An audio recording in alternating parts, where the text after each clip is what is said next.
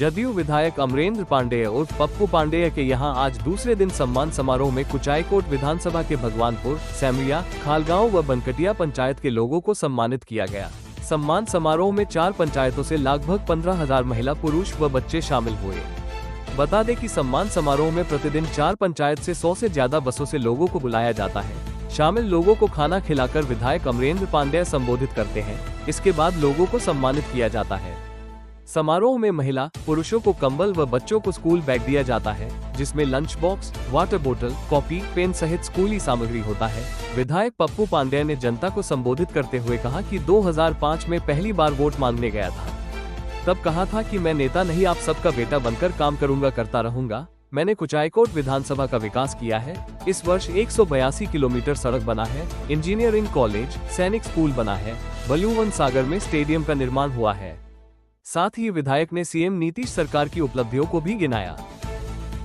जब 2005 में मैं चुनाव लड़ने आपके बीच में गया था बहुजन समाज पार्टी से, तो उस समय मैं कहा था कि मैं आपका नेता नहीं, आपका बेटा और भाई बनकर के काम करूंगा और आगे भी करता रहूंगा। जैसे कि हमारे नेता नीतीश कुमार जी ने, जो बिहार में पहले जो गुंडागर्दी हुआ करता था, अपहरण का कारखाना खुला हुआ करता था, उसको उन्होंने खत्म करने का काम किया, उसे समाप्त करने का काम किए। मैं तो यही जानता हूं कि हमारे जो भी बच्चे बच्चियां, जो भी हमारे नौजवान साथी हैं, बुजुर्ग हैं, हमारे जनप्रतिनिधि बैठे हुए हैं, यहाँ सारे लोग आए हुए हैं, मैं सभी को प्रणाम करता हूं कि आप लोग हमारे नेता नीतीश कुमार जी ने जो विकास का जो गंगा बहाने का काम किए, इसकी चर्चा होती है और आप ही करते हैं कि पहले का सरकार क्या था और आज का सरकार क्या है। तो यह हमारे नेता हैं। तो मैं आप लोग को कुछ अपने विकास जो हमारे विधानसभा क्षेत्र में अभी 2025 में जो होने जा रहा है, 182 किलोमीटर रोड बनने जा रहा है, लगभग 82 रोड हो रहा है अपने विधानसभा क्षेत्र में। इंजीनियरिंग कॉलेज बनाया गया, ऐसे अनेकों पुल पुलिया का निर्माण हुआ। यह सम्मान समारोह का आयोजन मैं हमेशा से करता हूं और आगे भी करता रहूंगा, इसे कोई रोक नहीं सकता है। विकास की जो कड़ी है वो तो चलती रहेगी। विकास हमारे नेता बस अगर सोते हैं तो बिहार के गरीबों का नाम लेकर के सोते हैं, अगर उठते हैं तो गरीबों का नाम लेकर के उठते हैं हमारे नेता नीतीश कुमार जी। जब से आप बहुत प्रदेशों में देखे होंगे कितने मुख्यमंत्री हैं कि अनेकों तरह की घोटाले, अनेकों तरह की योजनाओं में फंसने का काम किए, लेकिन हमारे नेता पर कोई दाग नहीं लगा है, कभी कोई दाग नहीं लगा है और न लग सकता है। इसलिए कि उनके जैसा नेता इस बिहार को मिलना मुश्किल है। पहले आप क्या होता था अभी आपको बताए हैं।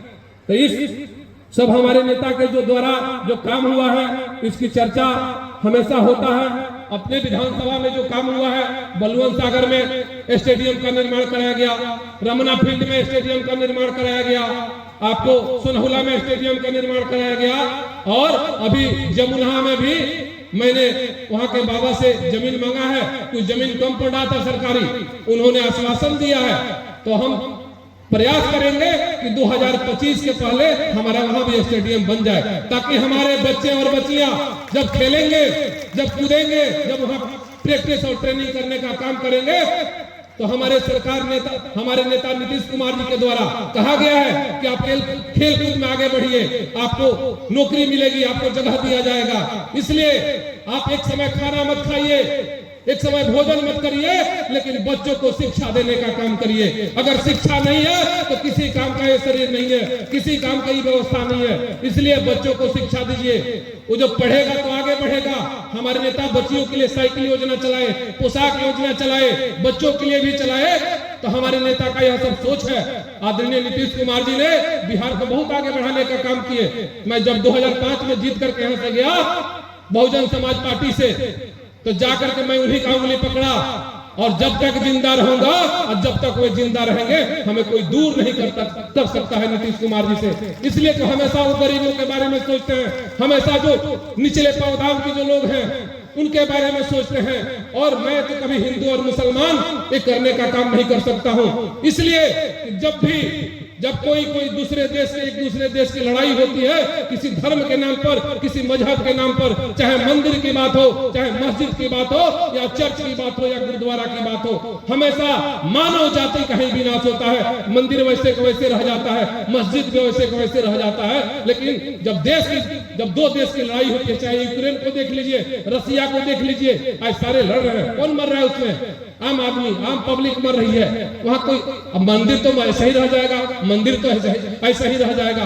मैं केवल आपका सेवा करना जानता हूं, मैं किसी जाति पाति का धर्म पर राजनीति करना नहीं जानता हूं। मैं सोता हूं तो अपने जनता, भगवान स्वरूप जनता के लिए, और जगता हूं तो अपने भगवान स्वरूप जनता के लिए। यह सम्मान समारोह का आयोजन मेरे दिमाग में एकाएक आया कि आज तक के इतिहास में केवल हम लोग बड़े बड़े लोगों का ही सम्मान किया जाता है, आप लोग बुलाते हैं। मेरे दिमाग में नहीं, जो जनता बड़े बड़े पदों पर भेजने का काम करती है, अब सम्मान समारोह उसी का होगा और किसी का नहीं हो सकता है। यह